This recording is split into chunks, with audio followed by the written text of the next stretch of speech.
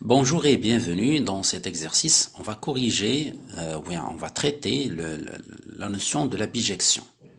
Donc le but de cet exercice, c'est de s'entraîner comment montrer qu'une application est bijective et comment bien sûr donner des contre-exemples pour vérifier que f n'est pas injectif et n'est pas surjectif.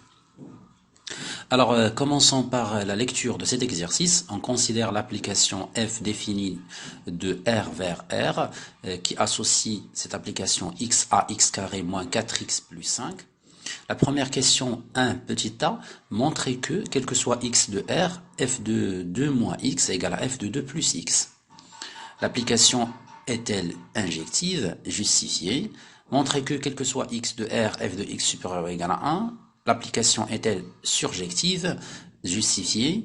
Et soit l'application g de 2 plus l'infini vers 1 plus l'infini, qui associe x à g de x, qui en fait égal à f de x. Montrer que g est bijective et donner g-1. Alors, commençons d'abord par chercher l'exercice. Et après bien le chercher, vous pouvez regarder la correction.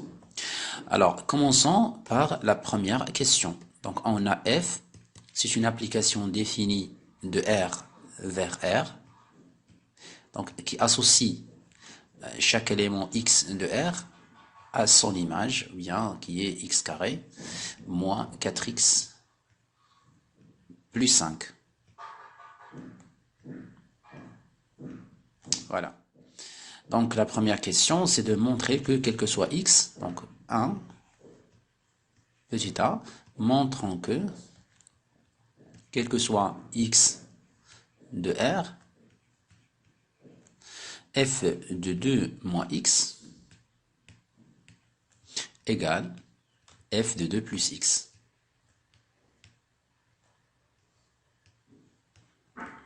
Donc c'est une question simple, il suffit de calculer f de 2 moins x dans l'expression, en utilisant bien sûr l'expression de f de x, et f de 2 plus x, et on verra qu'on aura le même résultat, ou bien de calculer la différence. Il y a une autre méthode, c'est de calculer la différence.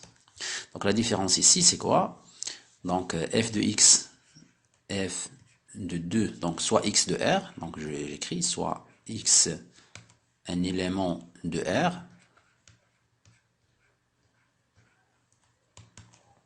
f de 2 moins x égale, donc je remplace x dans cette expression par 2 moins x. Donc c'est 2 moins x, le tout au carré, moins 4 facteur de 2 moins x, plus x, alors plus 5, pardon.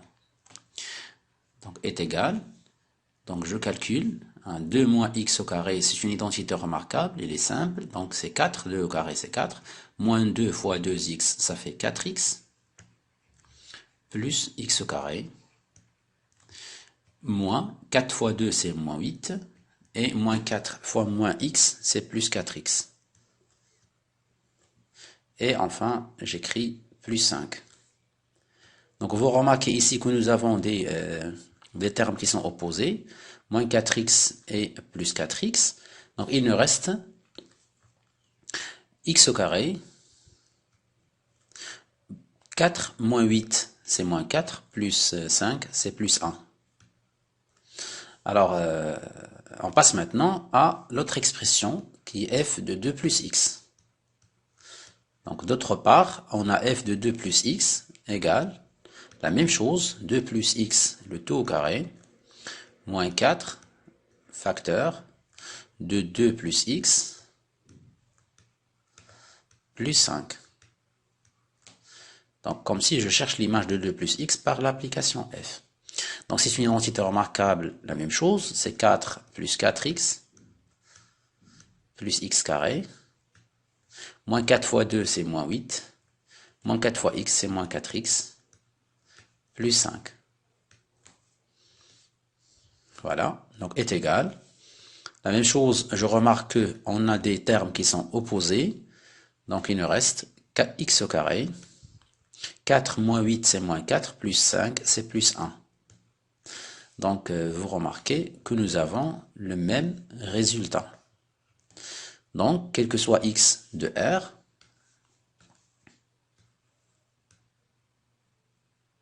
donc, quel que soit x de R,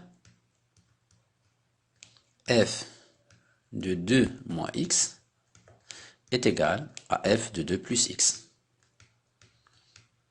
Ça, c'était la réponse pour la première question, petit a. Maintenant, la deuxième question, la deuxième partie de cette première question, petit b. Et l'application est-elle injective? Alors, je vais donner un contre-exemple. Non, bien sûr, ce n'est pas une application injective, puisque nous pouvons remplacer x par un nombre ici. Par exemple, si je vous recommande par exemple de prendre x égale à un nombre différent de 0, puisque pour le cas x égale à 0, vous allez 2 moins 0, ça fait 2, et 2 plus 0, ça fait 2. Donc f de 2 égale à f de 2, donc ce n'est pas un contre-exemple, puisque 2 égale à 2, d'accord? Donc vous prenez un nombre différent de 0, par exemple, vous prenez par exemple x égale à 0. Donc pour x, pour x égale à 1. Pour x égale à 1, on a f de 2 moins 1 égale f de 2 plus 1. D'accord? Alors, f de 1, donc puisque 2 moins 1 ça fait 1, égale f de 3. 2 plus 1 ça fait 3. Mais 1 est différent de 3. Donc, l'application n'est pas injective. Donc, f n'est pas injective. Donc, f n'est pas injective. Est-ce que c'est clair? Donc vous pouvez prendre n'importe quel autre exemple. Vous pouvez prendre x égale à 2, x égale à 3, x égale à moins 1, etc. Et vous allez trouver la même chose. Donc, pour la deuxième question, petit a, montrons que, quel que soit x appartenant à R, f de x est supérieur ou égal à 1. Donc en fait, je vais prendre, donc pour la rédaction, je prends soit x de R, d'accord, un élément de R, et je vais calculer la différence f de x moins 1. Donc pour comparer deux réels, nous pouvons procéder par le calcul de la signe de la différence, l'étude du signe de la différence, ou bien procéder par des équivalences successives. Donc, on suppose que f de x est supérieur ou égal à 1, et on dit équivalent A, jusqu'à trouver une inégalité, bien sûr, vraie pour quel que soit x de R. Alors, f de x moins 1, ça fait x au carré moins 4x plus 5. Ça, c'est f de x moins 1, d'accord, ce moins 1 est là, égale x au carré moins 4x, 5 moins 1, ça fait plus 4. Donc, qu'est-ce que vous remarquez? On doit étudier le signe de cette différence, mais cette expression ressemble à une identité remarquable. Donc, c'est x au carré moins 2 fois 2x plus 2 au carré. Donc, c'est une identité remarquable, bien évidemment. Vous pouvez directement réécrire x moins 2, le tout au carré. Alors, cette expression est toujours positive. D'accord? Donc, on a, quel que soit x appartenant à R, x moins 2, le tout au carré, est supérieur ou égal à 0. Ça, c'est toujours vrai. D'accord? Donc, f de x, quel que soit x de R, f de x moins 1 est positif, c'est-à-dire f de x supérieur ou égal à 1. Maintenant, la deuxième question, l'application est-elle surjective? Donc, je dois, pour montrer qu'une application est surjective, il faut que, quel que soit x, donc si f est surjective,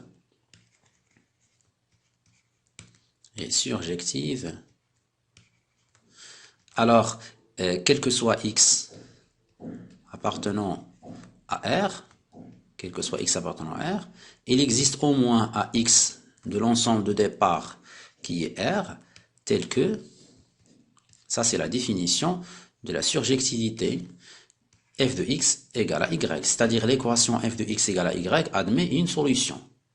Donc, quel que soit ici, je prends y, c'est pas x, quel que soit y, c'est-à-dire quel que soit un élément de l'ensemble d'arrivée. Donc je prends par exemple un élément qui est inférieur à 1, mais pas supérieur à 1, puisque f de x peut avoir, ou bien peut prendre des valeurs qui sont supérieures ou égales à 1. Mais les valeurs qui sont inférieures à 1, par exemple pour x, bien pour y, hein, d'accord, pour y égale moins 1, donc ce moins 1 là, c'est un réel. L'équation f de x égale moins 1 n'a pas d'équation, n'a pas de solution, n'a pas de solution. Pourquoi? N'a pas de solution.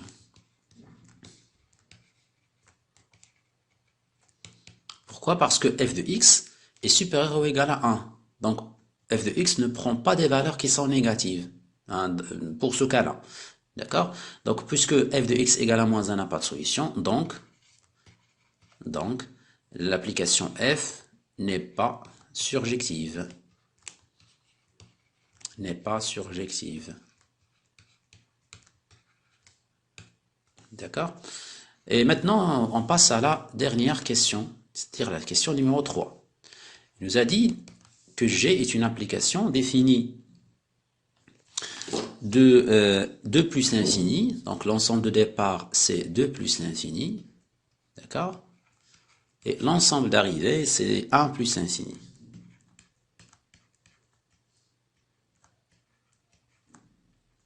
D'accord? Donc on associe x, donc G associe x à G de x, qui est égal à f de x. La première question montrait que G est bijective. Donc montrons que G est bijective. Donc comment montrer la bijectivité? Donc il suffit de montrer,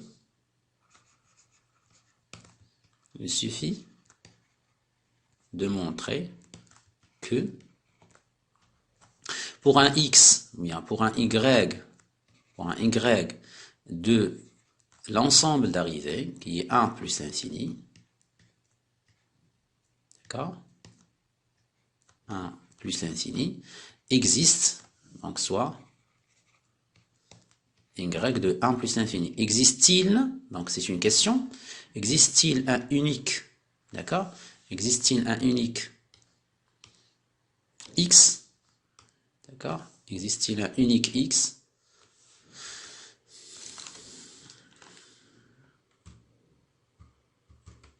le clavier ne répond pas. Alors, existe-t-il un unique x de l'intervalle 2 plus l'infini? Mais ça doit être unique, hein, bien sûr. Plus l'infini, tel que f de x égale à y. Alors, je vais commencer par f de x égale à y. Et je traite cette question par équivalence successive. Donc, équivalent à quoi?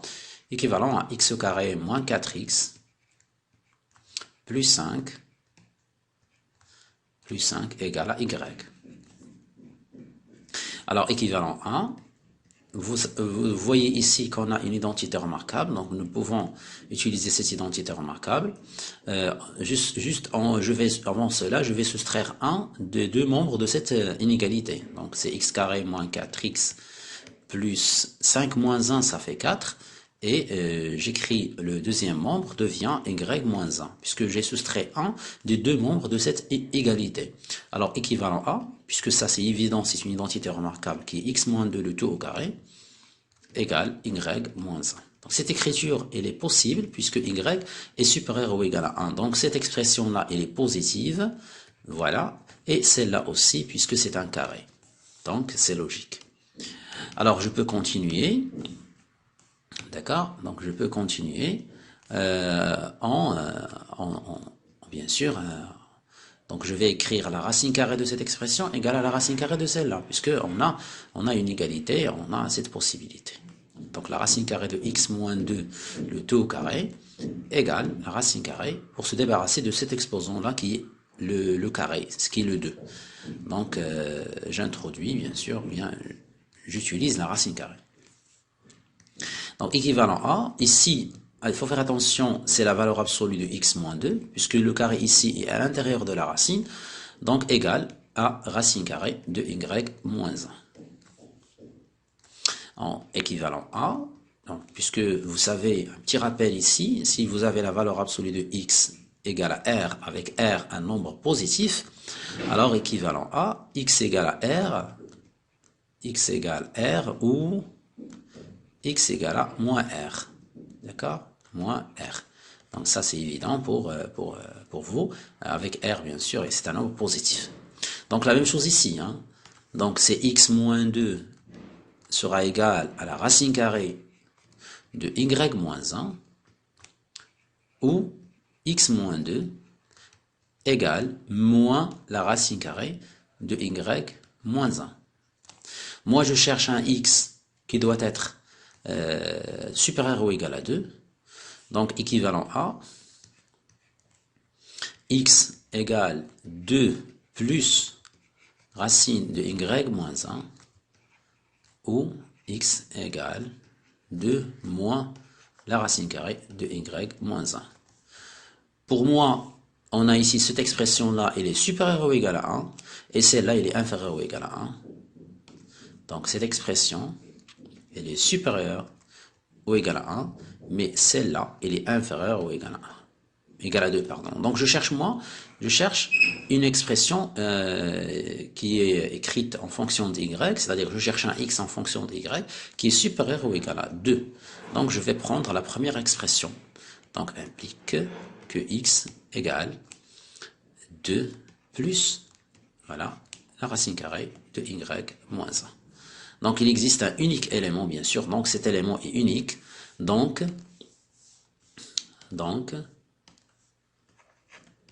la conclusion, donc f est bijective, ou bien g, pardon, est bijective.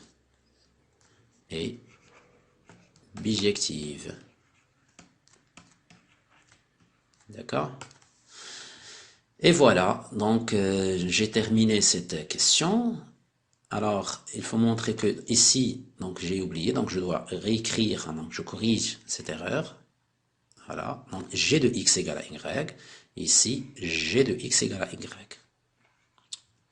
Donc, pardon pour cette erreur. D'accord, donc g de x, puisque on parle ici de g, mais on ne parle pas de f, mais c'est la même chose, hein. Mais g, pardon, c'est la restriction de f sur l'intervalle 2 plus l'infini. En fait, pour le résultat, ça ne change rien. Donc g est bijective. Pour la deuxième question, comment montrons g-1? Donc maintenant, je dois chercher g-1. Donc pour g-1, on utilise cette propriété qu'on a vue au cours. Donc si vous avez, donc quel que soit x appartient à E, donc puisque l'application, je considère l'application f allant de E vers f, d'accord? Donc si je cherche f-1, donc quel que soit x appartient à E, bien sûr f doit être une bijection, d'accord?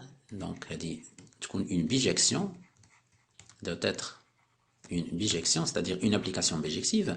Donc si on a f de x égale y, donc ça est équivalent à quoi? Équivalent à quel que soit y de f, quel que soit y de f, f-1 de y est égal à x. La même chose ici pour g. Donc pour g, ça c'est dans le cours, d'accord? Ça c'est pour déterminer f-1. Donc c'est pour, ça c'est pour déterminer f-1. D'accord? Donc je fais la même chose ici. Donc pour déterminer g-1 ici, donc on a g de x égale y équivalent à g-1 de y est égal à x. Bien sûr, on a x appartient à l'intervalle de départ, qui est 2 plus l'infini. 2 plus l'infini. Et y de l'ensemble d'arrivée, qui est 1 plus l'infini. 1 plus l'infini. D'accord? Donc, voilà, donc d'après la première question, donc d'après la question précédente, donc d'après la question, dans la même question, mais on a deux parties. Hein. D'après la première partie de cette question, la première partie de cette question, de la question, on a g de x égale y, équivalent à x est égal 2 plus, d'accord, ici, donc je peux utiliser une équivalence ici, donc 2 plus racine de y moins 1. Donc, qu'est-ce que ça veut dire? Ça veut dire que là, donc ça veut dire que f moins 1 de y est égal à 2 plus racine de y moins 1, puisque x c'est f moins 1 de y. Donc, f moins 1, bien g moins 1, je ne sais pas pourquoi je refais la même chose, hein, je fais la même erreur, comme vous voyez, mais pardonnez-moi, s'il vous plaît. Et si vous trouvez une autre erreur, signalez-la dans les commentaires. Donc j'accepte toutes les critiques. Alors, donc g-1, ce serait défini de la même façon suivante. Donc g-1 sera de l'intervalle, puisque on a y, elle appartient à quoi? Y, elle appartient à l'intervalle, voilà, 1 plus l'infini. Donc il existe un x. Donc l'ensemble de départ ici sera 1 plus l'infini. D'accord? Donc l'ensemble de départ sera 1 plus l'infini. Voilà.